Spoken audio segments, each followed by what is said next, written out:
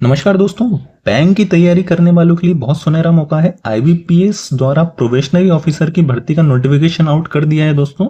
वहीं लगभग 6715 वैकेंसी, जी हाँ 6715 वैकेंसी का पीओ का नोटिफिकेशन आउट हुआ है। तो दोस्तों इस वीडियो के माध्यम से हम पीओ में जो जो इंपॉर्टेंट फैक्ट्स हैं, जैसे कितनी वैकेंसीज आ रही हैं, है ना, क्या प्रोसेस रहेगी इस बार रिक्रूटमेंट की, प्लस क्या क्या चयन प्रक्रिया है। और दोस्तों मेंस के एग्जाम में कुछ बदलाव हुए हैं, है ना, मेंस के एग्जाम में बदलाव हुए हैं। सेक्शनल जो क्वेश्चंस हैं, साथ में टाइमिंग है, वो सब चेंज हुई है। और इंग्लिश मीडियम के जो छात्र हैं, सॉरी हिंदी मीडियम के जो छात्र हैं, उनके लिए थोड़ी अच्छी खबर है, क्योंकि इंग्लिश में काफ़ी परेशानी होती है उन्हें, तो इंग्लिश का वेटेज भी थोड़ा कम किया है, समय में चेंजेस किए हैं। तो ये सारी चीज़ें जो हैं हम इस वीडियो में डिस्कस करेंगे, है ना। नोटिफिकेशन कब जारी हुआ, ऑनलाइन आवेदन किस प्रकार होगा, क्या क्या ग्रेजुएशन है, क्या एज रिलैक्सेशंस हैं, है ना, मेंस में क्या क्या एग्जाम्स जो पैटर्न चेंज हुआ है, वो सब हम इस वीडियो के माध्यम से डिस्कस करेंगे। ठीक है, तो शुरू करते हैं। देखिए सबसे पहले वैकेंसी के बारे में डिस्कस कर लेते हैं दोस्तों। बैंक ऑफ बड़ौदा ने इस बार रिकॉर्ड 1900 भर्ती का नोटिफिकेशन जारी किया है। मतलब 1900 भर्ती दी है, जिसमें एससी वर्ग के लिए 285, एसटी वर्ग के लिए 142, ओबीसी वर्ग के लिए 513, ईडब्ल्यूएस के लिए 190 और अनरिजर्व के लिए 770। सबसे ज्यादा वैकेंसी बैंक ऑफ बड़ौदा के लिए है। वहीं दूसरे नंबर पे कैनरा बैंक के लिए लगभग 1500 वैकेंसी इस बार दी गई हैं। ठीक है, और इन सबको मिला लें तो कुल 6715 भर्ती का नोटिफिकेशन आईबीपीएस द्वारा निकाला गया है प्रोबेशनरी ऑफिसर पोस्ट के लिए। ठीक है, वहीं थोड़ी सी बेकार खबर यह है कि union bank of India, UCO bank और इंडियन बैंक द्वारा नो रिक्रूटमेंट, मतलब कोई भी भर्ती का प्रस्ताव नहीं दिया था आईबीपीएस को। तो इन बैंक के लिए कोई भी भर्ती फिलहाल में नहीं है। लेकिन 6715 वैकेंसी है दोस्तों, अच्छा खासा अमाउंट है। और जो प्रोबेशनरी ऑफिसर बनना चाहता है, केवल एक पोस्ट उसके लिए सफिशिएंट होती है ना। एक पोस्ट के लिए लड़ाई लड़ेगा तो 10,000% श्योर है कि आपको उस पोस्ट पे मतलब वो पोस्ट आपको जरूर मिलेगी। ठीक है, नेक्स्ट अच्छा थोड़ा ओवरव्यू देख लेते हैं हम कि क्या क्या है। देखिए कुल पद की हमने बात कर ली, 6715 है। ठीक है, ऑनलाइन आवेदन, ऑनलाइन माध्यम से आप आईबीपीएस की जो वेबसाइट है ibps.co.in, इस वेबसाइट के माध्यम से फॉर्म फिलअप कर सकते हैं, है ना। आवेदन की तिथि क्या निर्धारित की गई है दोस्तों, 1 जुलाई से 21 जुलाई, 1 जुलाई से 21 जुलाई 2026 तक। वहीं योग्यता इस बार रखी गई है किसी भी मान्यता प्राप्त विश्वविद्यालय से स्नातक या ग्रेजुएशन, है ना। हर बार की तरह इस बार भी किसी भी फील्ड से ग्रेजुएट व्यक्ति, यूजीसी रिकॉग्नाइज्ड यूनिवर्सिटी से यदि आपका स्नातक है तो आप इस भर्ती का फॉर्म भर सकते हैं, है ना। एज लिमिट की बात करें तो 20 से 30 वर्ष। वहीं सबसे इंपॉर्टेंट है भर्ती तैयारी करने का जो मतलब आकर्षण है कि क्यों हम तैयारी करें, तो दोस्तों सैलरी है। सैलरी 76,000 प्रति माह स्टार्टिंग सैलरी रहेगी इसकी टोटल। ये थोड़ी ऊपर नीचे हो सकती है, 19-20 का फर्क हो सकता है मेट्रो सिटी और नॉन मेट्रो सिटी में, है ना। थोड़ा डीए जो एचआरए का है वो अंतर आ सकता है, लेकिन 76,000 रुपए प्रति माह लगभग सैलरी पीओ की रहेगी स्टार्टिंग, है ना। और स्थान, नौकरी का स्थान की बात करें तो पूरे इंडिया में कहीं भी पोस्टिंग हो सकती है एज पर डिमांड, है ना। जिस हिसाब से डिमांड रहती है, रिक्रूटमेंट रहती, सॉरी जो वैकेंसी रहती है, उस हिसाब से कहीं भी पोस्टिंग हो सकती है। ठीक है, देखिए नेक्स्ट बात करते हैं, बहुत इंपॉर्टेंट चयन प्रक्रिया क्या रहेगी दोस्तों। स्टार्टिंग में प्रिलिमिनरी एग्जाम्स होगा, है ना, प्रीलिम्स होगा। तो प्रीलिम्स जो है हर बार की तरह होगा, सेक्शनल इसके कट ऑफ रहेंगे और 100 नंबर का ये एग्जाम होगा।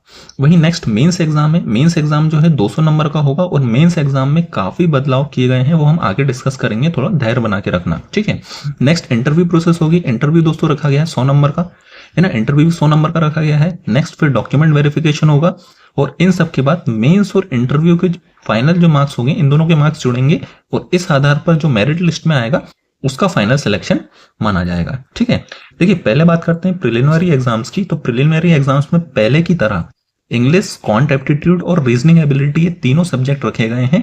वहीं इंग्लिश लैंग्वेज की बात करें तो 30 प्रश्न पूछे जाएंगे प्रीलिम्स में, 30 नंबर के, और 20 मिनट दिए जाएंगे, है ना। हर सेक्शनल वाइज टाइमिंग रहती है इसमें, मतलब एक सेक्शन स्टार्ट होता है तो उसके लिए 20 मिनट समय दिया जाता है, फिर 20 मिनट के बाद आप उस सेक्शन को नहीं खोल सकते हैं। ठीक है, तो 30 प्रश्न 30 मार्क्स के रहेंगे, 20 मिनट समय है। क्वांट एप्टीट्यूड में 35 प्रश्न रहेंगे, 30 नंबर के, 20 मिनट समय दिया जाएगा। और रीजनिंग एबिलिटी में 35 प्रश्न दिए गए हैं, पूछे जाएंगे, 40 नंबर के, और 20 मिनट इसमें समय निर्धारित रहेगा। इस प्रकार कुल 100 प्रश्न रहेंगे दोस्तों, 100 नंबर के, और 60 मिनट इसमें निर्धारित हैं। मतलब 1 घंटे के एग्जाम में आपको 100 क्वेश्चन सॉल्व करने हैं 100 नंबर का। ठीक है, तो इसमें कोई चेंजेस नहीं हुए, चेंजेस हुए मेंस एग्जाम में। ठीक है, मेंस एग्जाम में कुछ थोड़ी चेंजेस हुए हैं, जैसे रीजनिंग एबिलिटी के 40 क्वेश्चंस कर दिए गए दोस्तों अब 60 नंबर के, है ना, और सेक्शनल टाइमिंग 45 मिनट है। वहीं general economy, banking awareness, digital financial awareness including RBI circulars, इसका वेटेज बढ़ा दिया गया दोस्तों। 50 क्वेश्चंस कर दिए गए हैं, पहले 35 से 15 क्वेश्चन बढ़ा दिए गए हैं। और 60 नंबर का जो ये एग्जाम होगा, 60 नंबर का मतलब पूछा जाएगा बैंकिंग अवेयरनेस और अदर जो फाइनेंशियल अवेयरनेस है इन सबसे रिलेटेड क्वेश्चंस 60 नंबर के पूछे जाएंगे। 35 मिनट इसका सेक्शनल टाइमिंग है। इंग्लिश लैंग्वेज की बात करें तो इंग्लिश लैंग्वेज में हम आगे डिस्कस करेंगे क्या फायदा हुआ है। 40 क्वेश्चंस किए हैं 20 नंबर के केवल। डीआई 40 क्वेश्चन से 60 नंबर की 45 मिनट टाइमिंग है। और डिस्क्रिप्टिव टेस्ट में 2 क्वेश्चंस पूछे जाएंगे 25 मार्क्स के, 30 मिनट इसकी टाइमिंग है। तो कुल दोस्तों 170 क्वेश्चन पूछे जाएंगे इसमें और 200 नंबर के, वहीं 160 मिनट टोटल टाइमिंग निर्धारित की गई है। ठीक है, देखिए इंडिविजुअली यदि बात करें हम तो मेंस एग्जाम में बदलाव क्या हुआ है। देखिए इससे पहले 145 क्वेश्चंस पूछे जाते थे 2025 तक, 145 क्वेश्चंस पूछे जाते थे मेंस में 200 नंबर के लिए और टाइमिंग 160 मिनट रहती थी। वहीं अब 145 से बढ़कर 170 क्वेश्चंस कर दिए गए हैं, है ना, मतलब 25 क्वेश्चंस का वेटेज बढ़ा दिया गया है। कौन कौन से क्वेश्चन बढ़ गए वो हम आगे डिस्कस करेंगे, धैर्य बना के रखना। तो अब 145 से बढ़कर 170 क्वेश्चन कर दिए हैं, 25 क्वेश्चन बढ़ा दिए गए हैं और समय पहले जैसा ही 160 मिनट। पहले 160 मिनट में 145 क्वेश्चन पूछते थे, अब 170 क्वेश्चन कर दिए गए हैं और नंबर भी सेम है, सॉरी अंक हाँ सेम है। 200 नंबर का एग्जाम पहले भी होता था और अभी भी 200 नंबर का ही एग्जाम होगा। ठीक है, देखिए रीजनिंग एबिलिटी की बात करें तो प्रश्न पहले भी 40 पूछते थे, अभी भी 40, कोई बदलाव नहीं हुआ है। 60 नंबर का ही पूछते थे, कोई बदलाव नहीं हुआ है। लेकिन टाइमिंग देखिए दोस्तों, पहले 50 मिनट देते थे 40 क्वेश्चन सॉल्व करने के लिए, अब केवल 45 मिनट दिए जाएंगे 40 प्रश्न सॉल्व करने के लिए, है ना। तो 5 मिनट का समय क्या कर दिया दोस्तों, कम कर दिया है। तो ये बदलाव हुआ है रीजनिंग सेक्शन में। इसी प्रकार नेक्स्ट सेक्शन की बात करते हैं, जनरल इकोनॉमी, बैंकिंग, डिजिटल और फाइनेंशियल अवेयरनेस। दोस्तों इसका वेटेज तो बहुत खतरनाक कर दिया है। 35 प्रश्न से बढ़ाकर 50 प्रश्न कर दिए हैं, मतलब 15 क्वेश्चंस बढ़ा दिए हैं। मतलब बैंकिंग अवेयरनेस आप रट लो, बैंकिंग, डिजिटल, फाइनेंशियल अवेयरनेस तो आपको बहुत अच्छे से पढ़ना पड़ेगा दोस्तों, सिलेक्शन ये दिलवाएगा कहीं ना कहीं, क्योंकि नंबर भी बढ़ा दिए हैं। पहले 50 नंबर का पूछे जाते थे 35 क्वेश्चंस, अब 50 क्वेश्चंस पूछे जाएंगे 60 नंबर के, मतलब सीधे सीधे 10 नंबर आपको क्या कर दिए हैं, बढ़ा दिए गए हैं। ठीक है, टाइमिंग पहले 25 मिनट थी, अब 35 मिनट है, मतलब टाइमिंग भी बढ़ा दी गई है। तो कहीं ना कहीं इस सेक्शन का महत्व पहले से अधिक बढ़ गया है। का general economy, banking, digital, financial awareness का वेटेज काफी बढ़ गया है ना। Next English language. अब दोस्तों हम हिंदी मीडियम छात्रों की बात करेंगे। मैं पर्सनली बहुत व्यक्तिगत रूप से भी उनकी परेशानी समझ सकता हूं कि इंग्लिश लैंग्वेज में काफी प्रॉब्लम्स आती हैं दोस्तों उन्हें। तो पहले 35 प्रश्न पूछे जाते थे, अब 40 प्रश्न पूछे जाएंगे। लेकिन अच्छी बात यह है कि पहले 40 नंबर का 35 प्रश्न पूछते थे, अब केवल 20 नंबर के, मतलब सीधे सीधे दोस्तों 50% या 50% का जो है वेटेज नंबर के मामले में बात करें तो कम कर दिया है। केवल 20 नंबर की इंग्लिश आएगी अब। तो इंग्लिश में जो परेशानी आती थी हिंदी मीडियम के छात्रों को, वो कहीं ना कहीं थोड़ी राहत दी है इस बार आईबीपीएस द्वारा, है ना। समय की बात करें तो समय भी कम हुआ है दोस्तों, 40 मिनट पहले मिलते थे, अब 35 मिनट ही दिए गए हैं। नंबर ऑफ क्वेश्चंस बढ़ाते जा रहे हैं और इंग्लिश में, और नंबर कम कर दिए हैं। तो इंग्लिश जो हिंदी मीडियम के छात्र हैं उनके लिए काफी राहत की खबर है, मतलब है ना, प्रश्न बढ़ गए हैं, अंक और समय दोनों कम कर दिए गए हैं। नेक्स्ट बात करते हैं डेटा एनालिसिस और इंटरप्रिटेशन। डीआई की बात करें तो पहले 35 प्रश्न पूछते थे, अब 40 हो गए हैं दोस्तों। अंक 50 से बढ़ाकर 60 कर दिए, मतलब डीआई में आपकी अच्छी खासी कमांड होना चाहिए, है ना। डीआई की अच्छी खासी प्रैक्टिस कर लीजिए। सिलेक्शन में मेन रोल डीआई का रहता है, डेटा एनालिसिस और इंटरप्रिटेशन का। समय की बात करें तो 45 मिनट, कोई बदलाव नहीं किया गया है। केवल और केवल नंबर ऑफ क्वेश्चंस और उस प्रश्न के पूछे जाने वाले नंबर उसको बढ़ा दिए गए हैं, है ना। मतलब प्रश्न और अंक बढ़ गए हैं और समय पहले जितना ही रहेगा। ठीक है, तो ये थे कुछ मेंस के एग्जाम पैटर्न के बदलाव। अब नेक्स्ट बात करते हैं, जैसे नोटिफिकेशन 30 जून को जारी किया गया है दोस्तों, और 1 जुलाई से 21 जुलाई के बीच तक फॉर्म भराए जाएंगे, है ना। 21 जुलाई लास्ट डेट रहेगी 12 बजे तक, तो 21 जुलाई तक आपको फॉर्म आईबीपीएस पीओ का भर देना है ना। नेक्स्ट बात करते हैं, फीस जमा करने की अंतिम तिथि 21 जुलाई है ना। प्रीलिम्स एग्जाम होगा 22 एवं 23 अगस्त को, वहीं मेंस की परीक्षा 4 अक्टूबर 2026 को निर्धारित की गई है, टेंटेटिव डेट से ये, ठीक है। एजुकेशनल क्वालिफिकेशन जैसे हमने बात करी थी, मान्यता प्राप्त विश्वविद्यालय, है ना, से ग्रेजुएशन होनी चाहिए। मतलब किसी भी रिकॉग्नाइज्ड यूनिवर्सिटी से आपके पास ग्रेजुएशन या स्नातक है तो आप इस भर्ती को दे सकते हो। किसी भी, है ना, किसी भी विषय में आपके पास ग्रेजुएशन होनी चाहिए। ग्रेजुएशन की डिग्री नोटिफिकेशन में दी गई अंतिम तिथि तक पूरी होना चाहिए। मतलब लास्ट जो नोटिफिकेशन जारी करने की डेट है 30 जून। तो 30 जून से पहले आपके पास ग्रेजुएशन डिग्री होना चाहिए। वहीं अच्छी बात यह है कि जो फाइनल ईयर के स्टूडेंट्स हैं वो भी आवेदन कर सकते हैं, लेकिन डॉक्यूमेंट वेरिफिकेशन के समय ग्रेजुएशन आपको पास प्रमाण का देना होगा। मतलब आपको मार्कशीट वहां पे मार्कशीट और प्लस डिग्री दिखानी पड़ेगी जब आप डॉक्यूमेंट वेरिफिकेशन में जाएंगे, है ना, यदि आप फाइनल ईयर में हैं।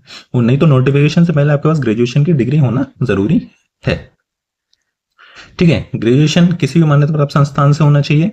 वहीं चयन के बाद जिस राज्य में पोस्टिंग मिले वहां का आदि ऑफिशियल लैंग्वेज है ना, नॉर्मली ये तो कंप्यूटर का नॉलेज, ऑफिशियल लैंग्वेज सब आने चाहिए। सब चीजें जब इंटरव्यू आप दे देते हैं, एग्जाम निकाल देते हैं, तो बहुत कॉमन चीजें हैं। ठीक है, ग्रेजुएशन में कोई भी मिनिमम परसेंटेज नहीं होना चाहिए, मतलब केवल और केवल आपको ग्रेजुएट होना है, कितने ही नंबर से आप पास हुए हो मैटर नहीं करता है। ठीक है, good communication skills, professional behaviour को प्राथमिकता दी जाती है, ये सब बहुत नॉर्मल है। इंपॉर्टेंट है एज रिलैक्सेशन दोस्तों 20 से 30 है ना। जो भी कैंडिडेट है या जो भी अभ्यर्थी है उसकी एज 20 से 30 वर्षों के बीच में है। कितने? 20 से 30 वर्षों के बीच में है वह कैंडिडेट इस फॉर्म को भर सकता है। वहीं एज रिलैक्सेशन की बात करें तो दोस्तों SC/ST वर्ग के लिए 5 साल का रिलैक्सेशन दिया गया है। जो शेड्यूल कास्ट और शेड्यूल ट्राइब्स के हमारे कैंडिडेट्स हैं उनके लिए 5 साल, अदर बैकवर्ड क्लासेस के लिए 3 साल, PWBD जो डिसेबल व्यक्ति हैं, दिव्यांग बच्चे हैं, उनके लिए 10 साल का रिलैक्सेशन दिया गया है। जनरल OBC के लिए, वहीं दिव्यांग बच्चे OBC कैटेगरी वालों के लिए 13 साल के लिए, दिव्यांग बच्चे शेड्यूल कास्ट शेड्यूल ट्राइब्स के लिए 15 साल का एज रिलैक्सेशन दिया गया है ना। एक्स सर्विसमैन के लिए इस पर गवर्नमेंट रूल्स है। और जो 1984 दंगों में जो ग्रसित लोग थे, जो ग्रसित अभ्यर्थी हैं, उनके लिए 5 साल का रिलैक्सेशन दिया गया है। वहीं विडोस और डाइवोर्स वुमेन में जनरल कैटेगरी वालों के लिए 35 साल, OBC के लिए 38 साल और SC/ST वर्ग के लिए 40 साल का एज रिलैक्सेशन दिया गया है। तो ये थे एज रिलैक्सेशन प्रत्येक वर्ग के लिए। ठीक है, बाकी अनरिजर्व के लिए जो मिनिमम एज है वो 20 है और मैक्सिमम एज है 30 साल है। मतलब 20 से 30 साल तक की आपकी एज होना चाहिए एज पर IBPS रूल। ठीक है, सैलरी सबसे इंपॉर्टेंट है। मैक्सिमम लोग ये देखते हैं कि यार सर सैलरी कितनी मिलेगी, रिक्रूटमेंट हो गया कितनी सैलरी मिलेगी। तो देखिए 48,480 बेसिक है आपका। इसमें आपको DA जिसे डियरनेस अलाउंस बोलते हैं, HRA जिसे हाउस रेंट अलाउंस बोलते हैं, स्पेशल अलाउंस मिलता है ना, मेडिकल अलाउंस मिलता है। ये सारे अलाउंसेस आपको दिए जाते हैं इस मतलब जब आप प्रोबेशनरी ऑफिसर बन जाते हैं। तो अनुमानित सैलरी लगभग 76,000 स्टार्टिंग हो जाती है और ये साल दर साल जैसे ही आपका प्रोविजन खत्म होता है आपके इंक्रीमेंट लगते जाते हैं, है ना। किस प्रकार इंक्रीमेंट लगते हैं? देखिए 48,480 स्टार्टिंग होता है, फिर पे स्केल 62,480 हो जाता है। इसमें DA HRA स्पेशल अलाउंस लग के लगभग 1 लाख के आसपास सैलरी हो जाती है। फिर 67,160 हो जाता है, 1.5 लाख, है ना। इस प्रकार मतलब IBPS PO की सैलरी तो बहुत अच्छी हो जाती है दोस्तों, लेकिन उतनी ही मेहनत से, उतने ही हार्ड वर्क से आपको काम भी करना है। जितनी मेहनत आप कॉम्पिटिटिव एग्जाम्स की प्रिपरेशन के लिए लगा रहे हैं उससे दोगुनी मेहनत इस समय IBPS प्रोफेशनरी जो बैंक के प्रोफेशनरी ऑफिसर हो जाते हैं वो मेहनत करते हैं जॉब मिलने के बाद, है ना। तो मेहनत बहुत ज्यादा है, सैलरी अच्छी मिलेगी, पर्क्स एंड अलाउंसेस बहुत बेहतर हैं, लेकिन मेहनत भी उतनी ही है। को मेंटली प्लस फिजिकली दोनों प्रिपेयर रहना है PO बनने के बाद। ठीक है, जैसे हमने बात करी बेसिक में DA लग जाएगा, डियरनेस अलाउंस, HRA लग जाएगा, स्पेशल अलाउंस मिल जाएंगे, मेडिकल बेनिफिट्स मिल जाते हैं दोस्तों, ट्रांसपोर्ट अलाउंसेस मिल जाते हैं, है ना। और एज पर रूल्स बैंक जो है पर्क्स एंड अलाउंसेस बहुत सारी सुविधाएं प्रोवाइड करती है। ठीक है, और इस बार इंपॉर्टेंट बात यह है दोस्तों कि फॉर्म भरने के बाद आपके पास दो दिन मिलेंगे उस फॉर्म को एडिट करने के लिए। मतलब एडिट विंडो रहेगी 2 दिन तक, ठीक है ना। 2 दिन तक आप उस फॉर्म को एडिट कर सकते हैं। फॉर्म भरने के बाद 2 दिन, है ना, करेक्शन विंडो रहेगी, है ना। और पूरी भर्ती प्रक्रिया पहले से ही शुरू कर दी है। मेंस एग्जाम पैटर्न में बदलाव किए गए हैं। कौन कौन से बदलाव हमने किए हैं वो डिस्कस कर लिए गए हैं। पहले 145 प्रश्न पूछते थे, अब 170 प्रश्न हो गए हैं, है ना। बैंकिंग फाइनेंशियल अवेयरनेस इकोनॉमी में काफी बड़ा बदलाव हुआ है, वेटेज बढ़ा है, सब हमने अच्छे से डिस्कस किया है, पहले आपको समझ में आया होगा, है ना। ऑब्जेक्टिव क्वेश्चन 145 से 170 कर दिए हैं, है ना। डिस्क्रिप्टिव पेपर का पता होना चाहिए। कॉम्प्रेंशन इस बार हटा दिए गए हैं और लेटर राइटिंग इसमें जोड़ दिया गया है। ठीक है दोस्तों, DI का सेक्शन को काफी अधिक वेटेज मिला है ना। इंग्लिश में प्रश्न बढ़े हैं लेकिन अंक और समय कम हो गया है।